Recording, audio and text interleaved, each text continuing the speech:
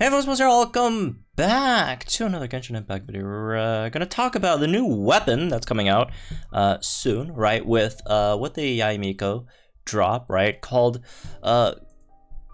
Kagura's Verity, right? And this weapon is it's basically Yae Miko's weapon, right? It's gonna come out, you know, at the same time Yae Miko comes out, right? On the weapon banner. We don't 100% sure know what the other weapon is yet, right? There's been rumors, right? Being, I think, like Jade Cutter or something, but again, or one of the Jade weapons, right?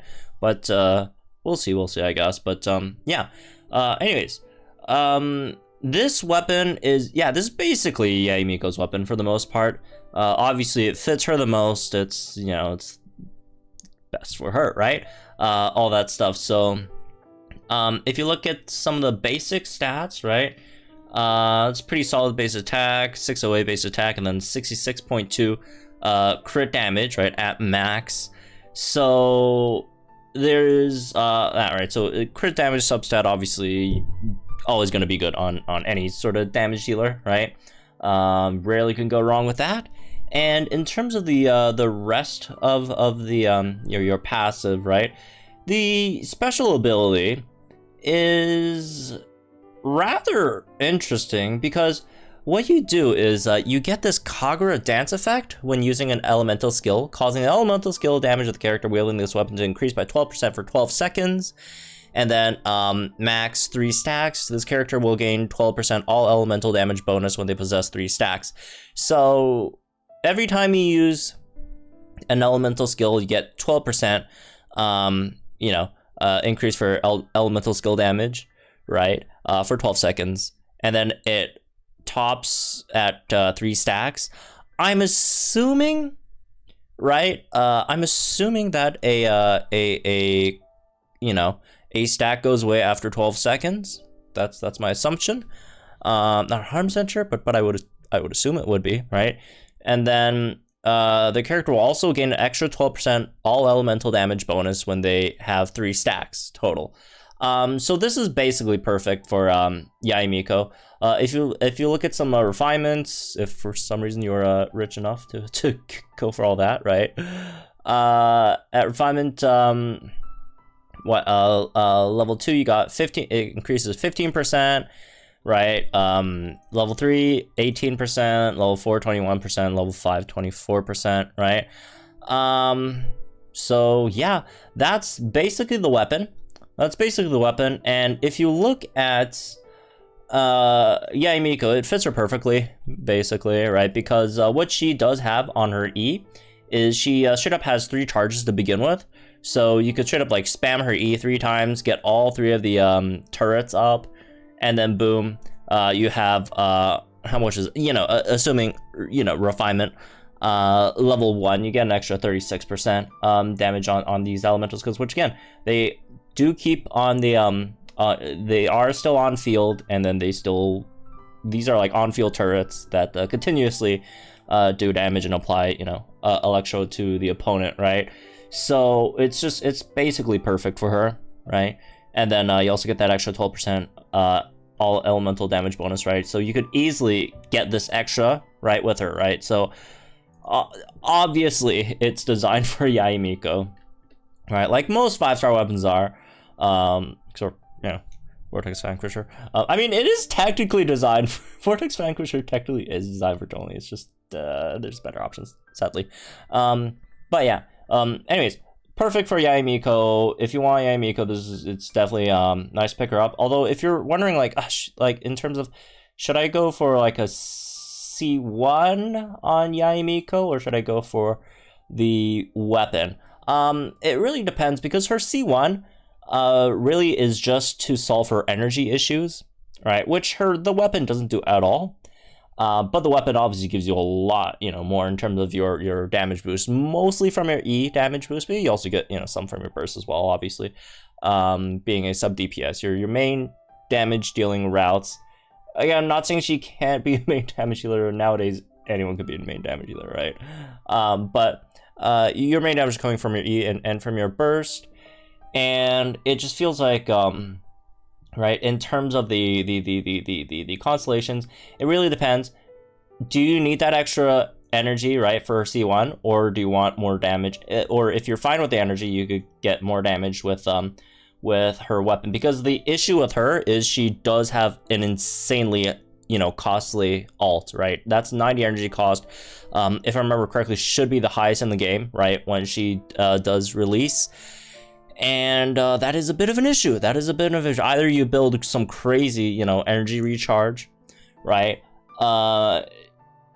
Unless you build, again, a crazy energy recharge, you have to find some other options to make this a bit more sustainable, right? Whether it be you get Raiden Shogun, which Raiden Shogun should generally make this near a non-issue. I'm not going to say it's a completely non-issue, but definitely, you know, alleviate a lot of this cost, right, on Yae Miko, or if you have like some really stacked you know, electro batteries. But I do feel like, again, if you don't have any energy issues with her, or not too many energy issues with her, I think you should probably go with the weapon, right? It's a very good weapon.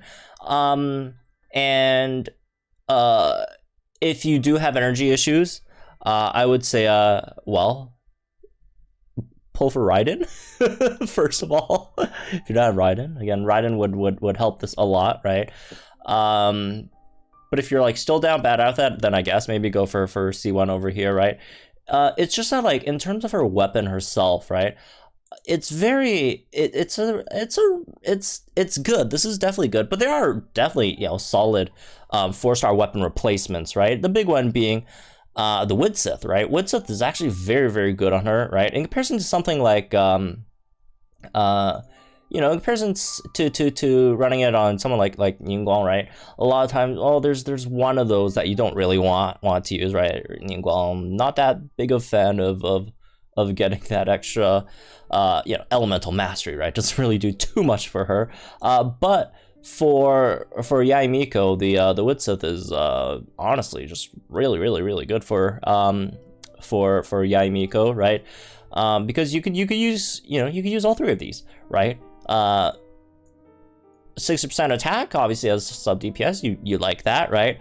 48 elemental damage, you'd like that as well, again, as a elemental damage. And the elemental mastery, if you're thinking, oh, you know, what are you gonna do with that? Well, outside of just having elemental mastery for the sake of elemental mastery, as again a sub DPS, you also do have that ascension skill later on over here, right?